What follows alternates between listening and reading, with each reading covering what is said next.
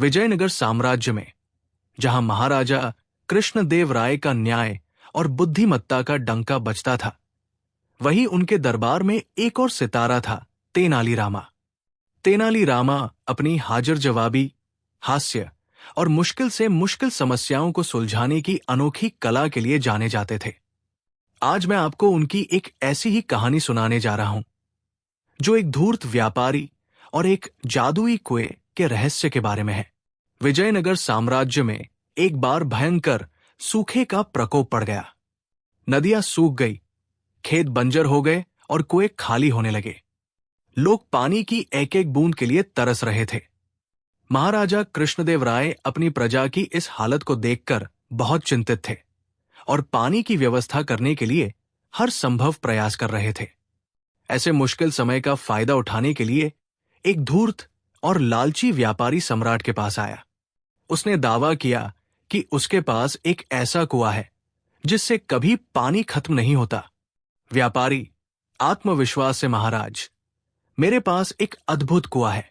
वो जादुई कुआं है जिसका पानी कभी नहीं सूखता। अगर आप उसे खरीद लें तो आपकी प्रजा की पानी की समस्या हमेशा के लिए खत्म हो जाएगी। सम्राट कृष्णदेव राय, जो अपनी प्रजा के लिए चिंतित थे, उस व्यापारी की बातों में आ गए। उन्हें लगा कि ये उनके लिए एक सुनहरा अवसर है। उन्होंने व्यापारी से कुएं का दाम पूछा। व्यापारी ने कुएं का बहुत ऊंचा दाम बताया, लेकिन पानी की कमी और प्रजा की भलाई के लिए सम्राट ने वो कुआं खरीद लिया। लेकिन व्यापारी ने कुआं बेचते समय एक शातिर शर्त रखी। व्यापारी, महाराज, कुआं तो आपका हुआ, लेकिन इस कुएं का पानी मेरा रहेगा। अगर आपको पानी चाहिए तो आपको हर बार मुझसे पैसे देकर खरीदना होगा। सम्राट को यह शर्त थोड़ी अजीब लगी, लेकिन उस समय उन्हें लगा कि शायद ये कुआं वास्तव में जादुई है और व्यापारी का पानी पर कुछ विशेष अधिकार होगा। पानी की सख्त जरूरत के कारण उन्होंने ये शर्त मान ली। तेनालीरामा और जादुई कुआं। शांत, दरबारी माहौल का ध्वनि प्रभाव, मधुर संगीत, दरबारियों की हल्की फुसफुसाहट, आवाज शांत, बुद्धिमान और कहानी कहने वाली शैली में विजयनगर साम्राज्य में, जहां महाराजा कृष्णदेव राय का न्याय और बुद्धिमत्ता का डंका बजता था, वहीं उनके दरबार में एक और सितारा था, तेनालीरामा। तेनालीरामा अपनी हाजिर जवाबी, हास्य और मुश्किल से मुश्किल समस्याओं को सुलझाने की अनोखी कला के लिए जाने जाते थे। आज मैं आपको उनकी एक ऐसी ही कहानी सुनाने जा रहा हूं, जो एक धूर्त व्यापारी और एक जादुई कुएं के रहस्य के बारे में है।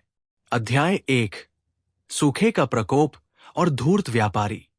विजयनगर साम्राज्य में एक बार भयंकर सूखे का प्रकोप पड़ गया। नदियां सूख गई, खेत बंजर हो गए और कुएं खाली होने लगे। लोग पानी की एक एक बूंद के लिए तरस रहे थे।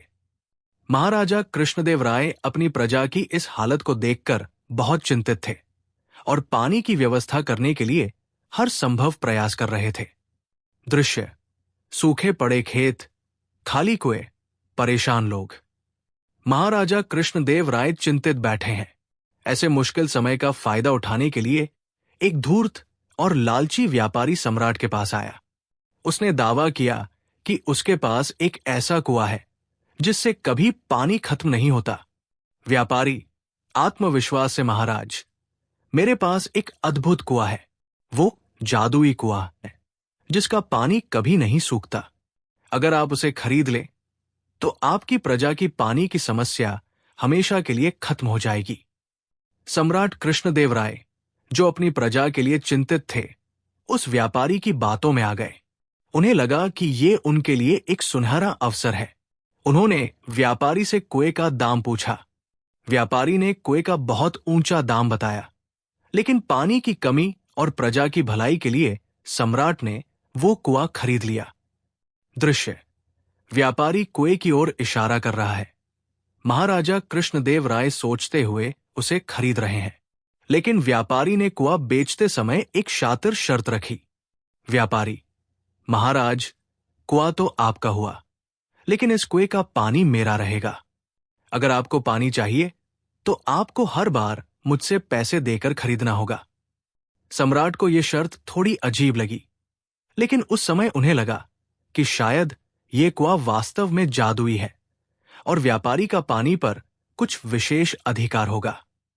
पानी की सख्त जरूरत के कारण उन्होंने ये शर्त मान ली। अध्याय 2, व्यापारी की चाल और प्रजा की शिकायत।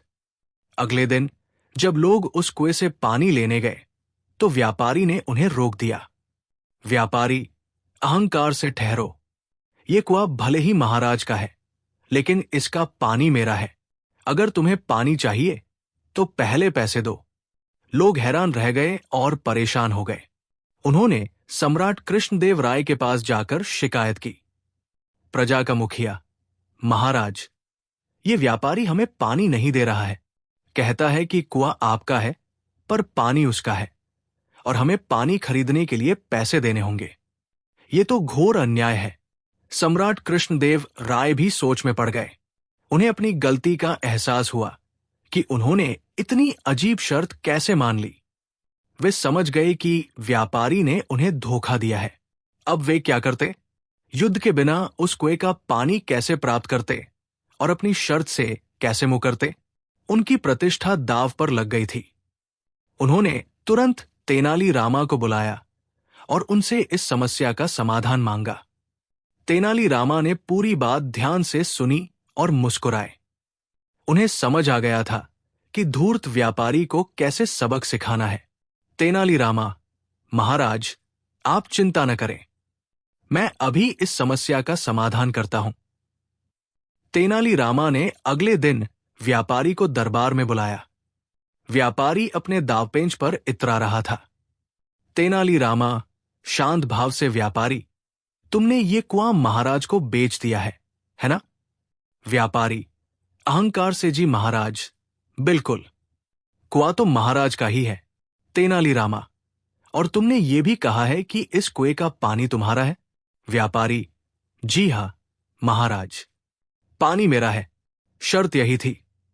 तेनाली रामा ने मुस्कुराते हुए कहा, तो ठीक है, अगर कुआं महाराज का है और पानी तुम्हारा है तो तुम्हें महाराज के कुएं में अपना पानी रखने का किराया देना होगा। व्यापारी तेनाली रामा की बुद्धिमत्ता भरी बात सुनकर सन्न रह गया। वो हक्का बक्का रह गया।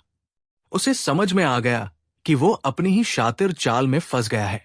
उसने कभी सोचा भी नहीं था कि कोई इतनी आसानी से उसकी बात को पलट देगा।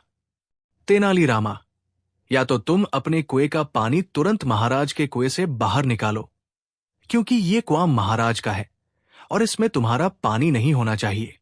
अगर तुम अपना पानी कुएं में रखना चाहते हो तो तुम्हें महाराज को किराया देना होगा, क्योंकि तुम उनके कुएं का इस्तेमाल कर रहे हो। व्यापारी के पास कोई जवाब नहीं था। वो जानता था कि न तो वो इतनी जल्दी कुएं से सारा पानी निकाल सकता है और न ही वो इतना किराया दे सकता है।